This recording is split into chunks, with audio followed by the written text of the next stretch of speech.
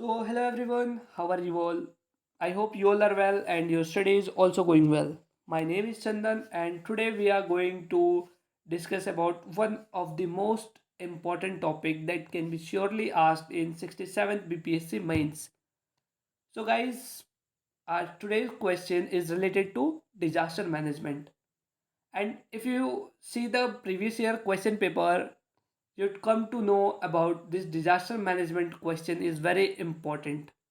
Y I am saying it is important because ये पिछले सालों में ना 3-4 बार पूछ लिया गया है, कॉन्स्टेंटली पूछा गया है और ये फ्लड एंड ड्रॉट मैनेजमेंट पे ही है। और ये इसका पूछा जाना स्वाभाविक है, क्यों? क्योंकि जो फ्लड एंड डिजास्टर है ये बिहार के लिए एक सबसे इम्पॉर्टेंट चैलेंज है, सबसे जो मेजर चैलेंज बोल सकते हैं इसे। एंड गाइज, इसका जो सॉल्यूशन है ना, अभी भी गवर्नमेंट ढूंढ रही है। ना गवर्नमेंट को मिलेगी और ना ही हम लोगों को मिलने वाली है। बट हमारे पास एक चीज़ है, हम इसको रिड्यूस कर सकते हैं, मिटिगेट कर सकते हैं। सो फ्रेंड्स, हम यहाँ पे देखेंगे कि इसका एक अच्छा स्ट्रक्चर क्या होगा एंड हम कैसे इस क्वेश्चन को अप्रोच कर सकते हैं। एंड इस क्वेश्चन के आंसर को अप्रोच करने के लिए first we must have to know about the question needs, question demand and in how many part it is divided.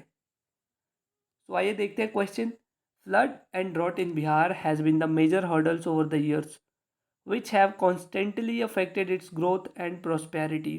Discuss the role of science and technology in this kind of disaster management with typical examples.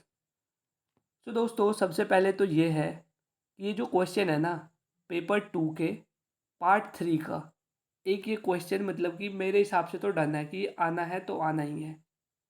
जो science and technology है ना, काफ़ी vast topic है। तो आपको science and take के लिए तो मैं अलग से क्वेश्चन करवाऊंगा ही जो इम्पोर्टेंट है। बट अगर आप ये क्वेश्चन कर लेंगे तो आपके पास एक एज रहेगा, एक आप अच्छा क्वेश्चन आंसर प्रोड्यूस वहाँ पे कर पाएंगे और अच्छे मार्क्स आपको मिल जाएंगे। तो देखते हैं सबसे पहले क्वेश्चन कितने पार्ट में टूटता है। तो सबसे पहला है, फ्लड एंड ड्रॉट बिहार में क्यों है मेजर चैलेंज, इसे हमें बताना है। फिर उसके बाद में ये कॉन्स्टेंटली ग्रोथ एंड प्रोस्पेरिटी को कैसे हैम्पर करता है, ये इसका दूसरा पार्ट हो गया। And its third part is the role of science and technology that can be used to mitigate disaster। ठीक है दोस्तों, विद टिपिकल एग्जाम्पल। तो बेसिकली देखें तो इस क्वेश्चन का ना आंसर जो होगा वो 3 पार्ट में डिवाइडेड होगा, लेकिन स्ट्रक्चर वाइज अगर जाते हैं तो 5 to 6 पार्ट्स में डिवाइड होगा। हम देखेंगे इस आंसर में ये कैसे है। If you want to know the answer in detail, just be with me, I am going to share with you with full detail. So now guys, let's get started.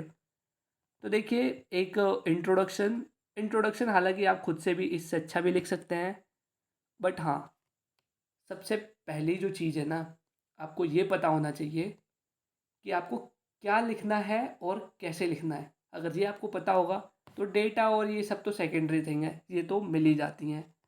For example, suppose you have 3 sweets dishes and you have to put in 3 different boxes.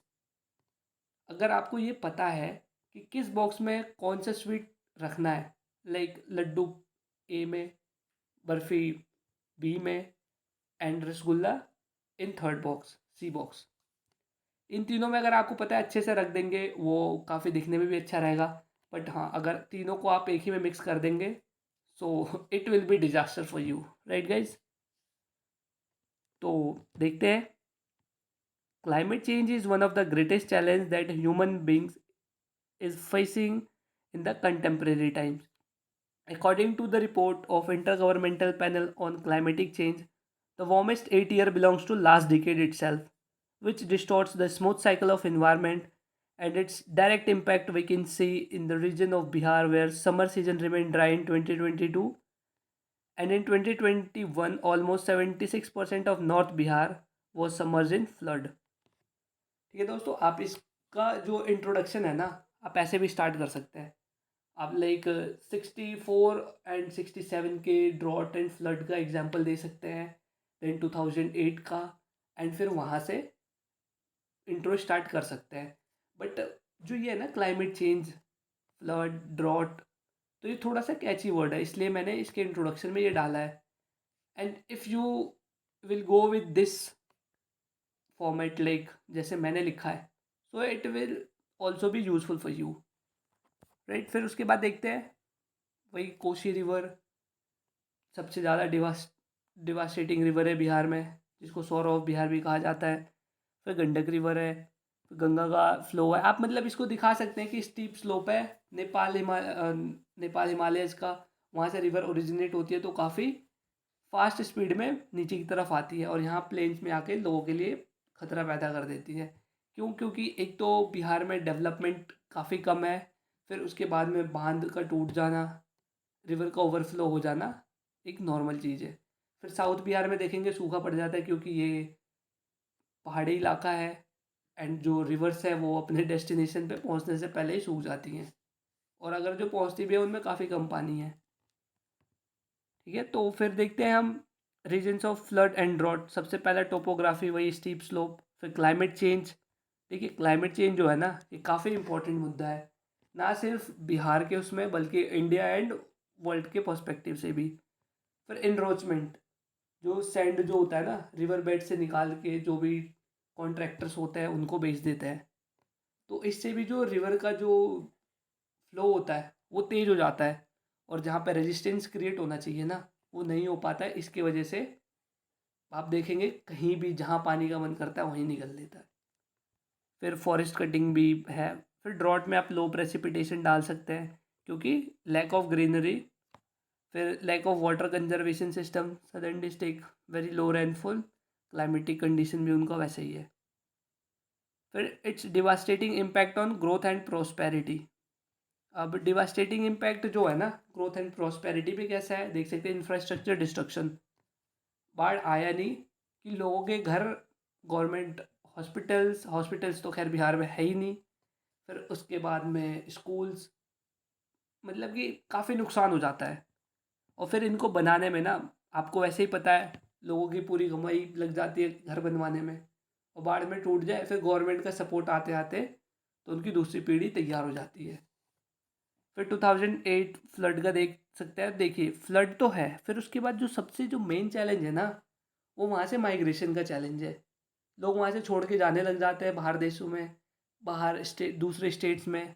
फिर वहाँ से भी problems, अलग type की problem start हो जाती हैं। फिर agricultural loss, because Bihar is one of the most agrarian state in India, और अगर जब बाढ़ आता है तो इन लोगों पे काफ़ी इम्पैक्ट पड़ता है। फिर लाइटनिंग, अर्थक्वेक्स, मैनमेड डिजास्टर, ये तो चैलेंज है ही। फिर role of science and technology that can ensure misery to prosperity against disaster. अब आप देखेंगे फ्रेंड्स, मैंने यहाँ लिखा हुआ है role of science and technology that can ensure misery to prosperity. अब आपको लगेगा कि ये तो एक लाइन में छोटा सा लिख सकते थे, role of science and technology, तो फिर इतना लंबा क्यों? लंबा इसलिए क्योंकि ये एक कनेक्टर का काम कर रहा है, और फ्लो के साथ अगर कनेक्टर होगा आपके आंसर में, so it will help you to get good marks. मतलब एक स्ट्रेटेजी शो करता है कि आपने पढ़ा हुआ है एंड आपको चीज़ों को इंटरलिंक करना आता है।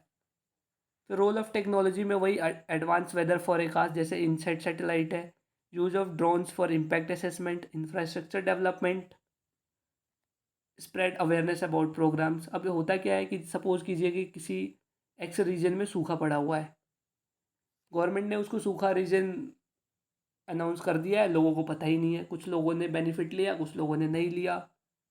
काम कागज़ों पे हो रहे हैं, ग्राउंड पे पहुंच नहीं रहे, पैसे रास्ते में ही रह जा रहे हैं। हालांकि ये सब आपको नहीं लिखना आंसर में, बस इतने पे आप खुद को रेस्ट्रिक्ट कीजिए। Because if you at any time if you try to become a rebel, then ultimately loss is yours. फिर देखेंगे role of technology. IIT Roorkee ने अभी स्टील सीट पिलिंग का वो करा था, मतलब कमला रिवर के एम्बैंकमेंट्स पे उनको स्ट्रॉन्ग बनाने के लिए, ताकि रिवर जहाँ मर्जी वहाँ ना निकल जाए। फिर river interlinking project Kosi Mechi का एग्जांपल आप दे सकते हैं। फिर गंगा वाटर लिफ्टिंग प्रोजेक्ट, जिसको हाइड्रोलिक पंप से पानी लिफ्ट करके और साउथ बिहार में पहुंचाया जा रहा है, गया में। देखा होगा, एक तो स्टार्ट भी हो गया है अभी। फिर डीपनिंग ऑफ रिवर्स, जब रिवर को ज़्यादा गहरा बनाया जाएगा और उसके सैंड्स को उसके किनारे पे डाल दिया जाएगा, तो ये भी एक स्ट्रॉन्ग एक रेजिस्टेंस क्रिएट करेगा पानी के फ्लो के लिए। फिर फ्लड रेजिस्टेंट राइस, मतलब फ्लड एंड ड्रॉट में अगर आपने कुछ ऐसा जेनेटिक क्रॉप के मतलब जेनेटिंग जेनेटिक क्रॉप्स जो होते हैं उनके मदद से आपने बनाया भी, हालांकि बने भी है काफ़ी, जैसे ये स्वर्णा सब ए है, तो ये भी काफ़ी यूज़फुल रहेगा। और आपको तो पता ही है बिहार का क्या हाल है, जो एग्रीकल्चरल लेबरर्स और जो फार्मर्स हैं वो ह्यूजली डिपेंडेंट है मॉनसून पे। मॉनसून अच्छा हुआ तो अच्छी फसल, मॉनसून ज़्यादा हो गया तो भी गया, मॉनसून कम हुआ तो भी गया। उसके बाद में आप इस पॉइंट को तो बिल्कुल भी मिस नहीं कर सकते, Sendai framework for disaster risk reduction. हालांकि ये सेंडाई फ्रेमवर्क के पॉइंट ज़्यादा लिखेंगे तो काफ़ी बल्कि हो जाएगा, तो इसलिए आप सीधे प्री एंड पोस्ट डिजास्टर का मिटिगेशन करिए। मिटिगेशन में क्या होता है, टू एलिमिनेट और रिड्यूस इम्पैक्ट, मतलब कि पहले से ही उसको आइडेंटिफाई करके कोशिश करने की कि ये चीज़ ना हो, और फिर प्रिपेयर रहिए एडवांस में। अब होता क्या है, गांव कुछ जैसे 8-10 गांव होते हैं बाढ़ की वजह से कट गए, 10 दिन तक कोई गवर्नमेंट एड ही नहीं पहुंची वहाँ पे, तो ऐसा नहीं होना चाहिए। फिर रेस्क्यू, जितना जल्दी हो सके रेस्क्यू कीजिए, फिर उनको रिलीफ पहुंचाइए, लाइक खाना पानी जो भी हो सके। फिर उसके बाद में रिकवरी, लाइक उनके इंफ्रास्ट्रक्चर का डैमेज हुआ है गवर्नमेंट से सेंक्शन करवाइए एंड उनको जल्दी से जल्दी अलॉट कीजिए ताकि वो लोग भी आगे का अपना काम कर सकें। फिर in context of Bihar flood and drought management, first we need to work on basic things to reduce risk. और वो क्या क्या है, सबसे पहला है कैपेसिटी बिल्डिंग, फिर उसके बाद है आपका इंक्रीजिंग बजट अलॉटमेंट, बजट भी काफ़ी कम है as comparison to the nature of disaster. फिर उसके बाद इंटीग्रेटेड कोऑर्डिनेशन चाहिए, like Panchayati Raj disaster relief agencies में, मतलब होता है ऐसा है कि डिजास्टर एजेंसी ने कुछ रीजन्स को मतलब या तो सूखा या बाढ़ग्रस्त स्टार मतलब घोषित कर दिया, उसके बाद पंचायती राज का क्या सीन रहता है, ये इन लोगों को उसका डेटा देने में ही 2 साल निकल जाता है, 2 साल 3 साल, एंड जब तक गवर्नमेंट का फंड आता है जब तक पता चलता है पिछली पीढ़ी भी तैयार हो चुकी है अब तक। तो ये कुछ चैलेंजेस है। फिर making of dams and canals to connect north and south Bihar.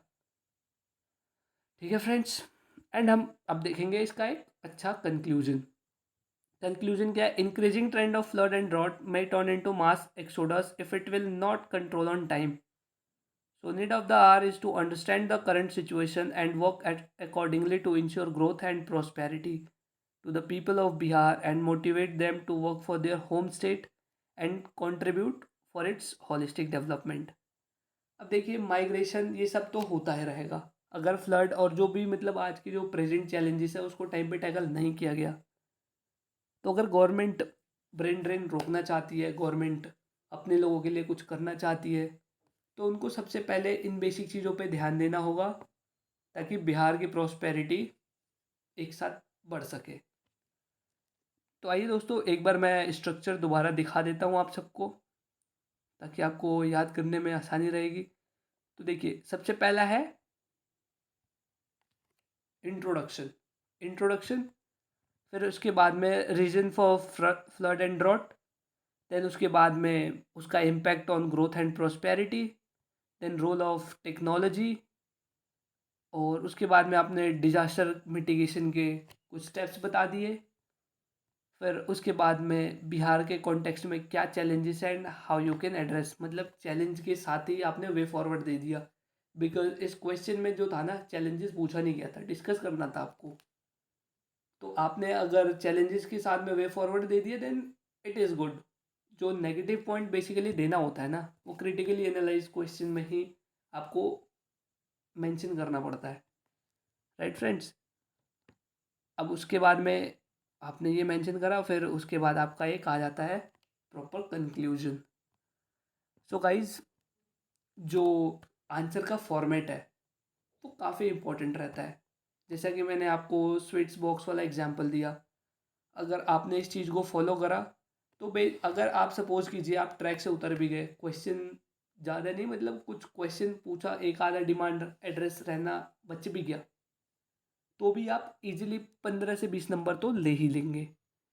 और एक और बात कही जाती है, बीपीएससी में जो पेपर चेक करने आते हैं वो स्ट्रक्चर और डायग्राम्स देखते हैं, ना कि आपके मटेरियल को। बट इन सब फैक्ट्स को आपको इग्नोर करना है। आपको अपने क्वेश्चन के फ्रेमिंग, स्ट्रक्चर एंड उसके बाद में उसके कंटेंट पे, लाइक क्या एग्जांपल देना है, क्या वो रेलिवेंट है या नहीं है, इन सब पे आपको काम करना है, क्योंकि हमें सिलेक्शन लेना है, हमें अफवाहों में नहीं पड़ना है। सो गाइज, उम्मीद करता हूँ आप सबको ये वीडियो पसंद आई होगी, and if you found it useful then guys please like, share and subscribe. And हाँ, एंड में एक और बात, guys those who needed it most, कोई आपका फ्रेंड होगा जिसको आंसर राइटिंग करने में प्रॉब्लम आ रही होगी, आंसर स्ट्रक्चरिंग में प्रॉब्लम आ रही होगी, तो आप उसको यह वीडियो सजेस्ट कर सकते हैं, एंड डेफिनेटली कुछ ना कुछ तो हेल्प हो ही जाएगी। सो उम्मीद करता हूँ दोस्तों आप लोग ये शेयर करेंगे एंड डेफिनेटली हेल्प करेंगे अपने फ्रेंड्स की। Thank you guys, goodbye you all.